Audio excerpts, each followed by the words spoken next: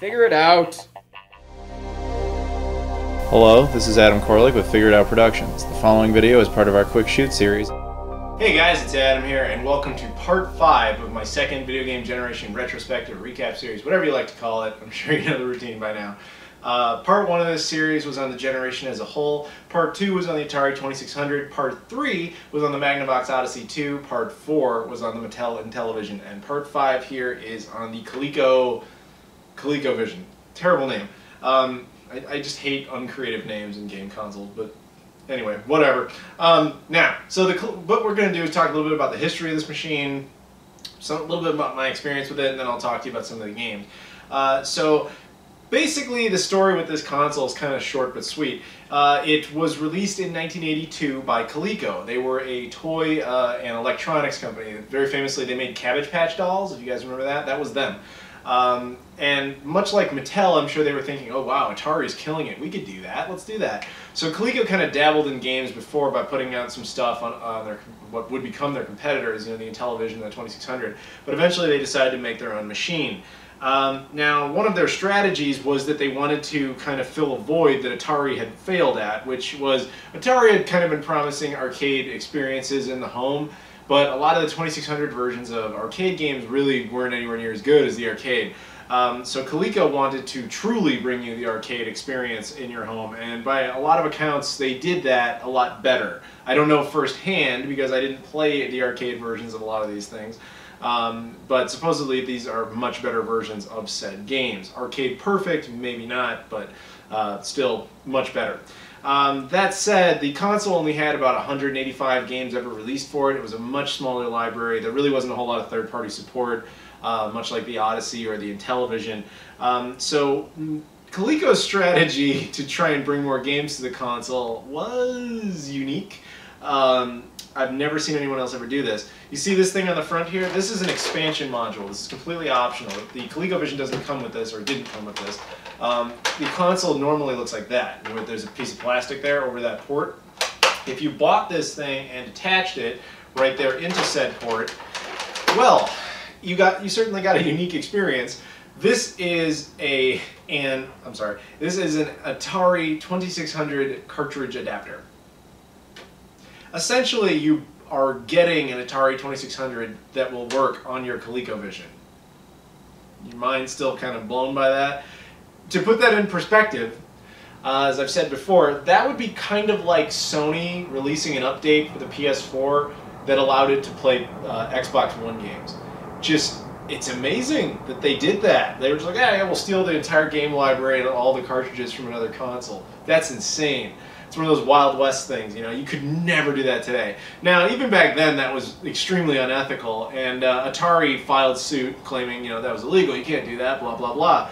But a judge ruled that, look, man, Atari, you put no custom parts inside the 2600. If you're not aware of that, there's nothing special about the inside of a 2600. Atari didn't really develop anything in there, they just kind of took a bunch of parts and cobbled them together to make their console. So in theory, if anybody else could cobble together the same concoction, they could do it, and Coleco figured out how to do it, and that's exactly what they did. They would even go on to make the Coleco Gemini, which I showed in part 1 of this series, which is just a clone of the 2600. A lot of clones of the 2600 existed for that reason. I'm fairly certain Coleco was probably smart enough to have put some of their own custom parts in there, that way the same thing couldn't happen to them, but it is what it is. As I mentioned, the console was released in 1982. Which was a terrible time to release this thing, and you can kind of see why if you know your history. It couldn't possibly have lasted that long because the game crash happened the year later in '83. And when it occurred, Coleco didn't fully pull out on this thing, but they started shutting down all of their gaming divisions shortly thereafter. And by 1985, it was completely done. There was nothing left happening with this thing. It was very much scaled back. Yeah, so it just wasn't around for very long. Had some quality titles on it, and it has a couple of unique stories, but there really isn't much else to say about it.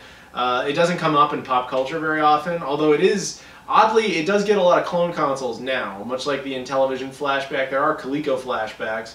Taking a look at the console, design-wise, if you take the expansion bay off, it'll look more normal. It looks cool. It's odd-looking design, but not bad at all. Certainly a product of its time. It's like this odd... I mean, I know it came out in the early 80s, but it kind of looks like what the 70s would have thought the 80s were going to look like, for lack of a better description. The controllers are that same horrible telephone style controller that they used to think was awesome. It's not hardwired. There is a DIM9 connection in there, kind of like the Sega Genesis style connection. Well, it is the same type of port. But yeah, that's nice, because if anything goes wrong with it, you can swap out the controllers, provided you can find replacement ones. And it has this nice little bay to house them in, which is cool. It supports only RF, not surprising. And one other thing that's kind of funny about it is it has the biggest power supply I've ever seen on a console. And I know people think like, oh, the Xbox One and the Xbox 360 have those big power bricks. Yes, they do, and those admittedly are probably bigger, but they don't require you to connect the brick directly to the wall. The power brick that is part of this thing has to go straight on the wall. It's huge. And I remember when I got it, I thought exactly the same thing. I'm like, that's ridiculous. And I used to think the Genesis ones were huge, but no, that thing crushes you. So yeah, I've yet to see a console with a bigger power supply. But yeah, so that's basically it with the ColecoVision. Not much else to say on it. So I'm going to tell you what little personal experience I've had with it. Now, growing up, I didn't have one of these things. I got it, I think, when I was like a freshman in high school. I went into a thrift store and they just had one with a couple of games and with the expansion module. It was like 20 bucks for the whole thing. And the thing I remember the most about it, and it's still kind of on there, is somebody had cleaned it with WD-40, and when you touch it, even now, and that was like, God, that must have been like 15 years ago. It was 15 years ago when I bought this thing. There is still WD-40 on this thing that I can still feel, which is kind of amazing. But yeah, I remember I got it. It was like 20 bucks. Brought it home. I fired it up just to make sure it worked. It did.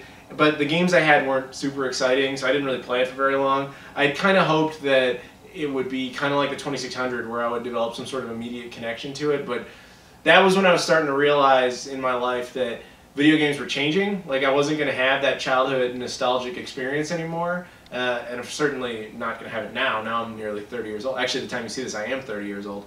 And so, yeah, no, you're never going to get that back. And I think that was like one of those moments where I kind of grew up a little, where I realized, huh, that part of my life is over. Like that innocent part where you're just like, any game I can just get engrossed in, that part kind of died.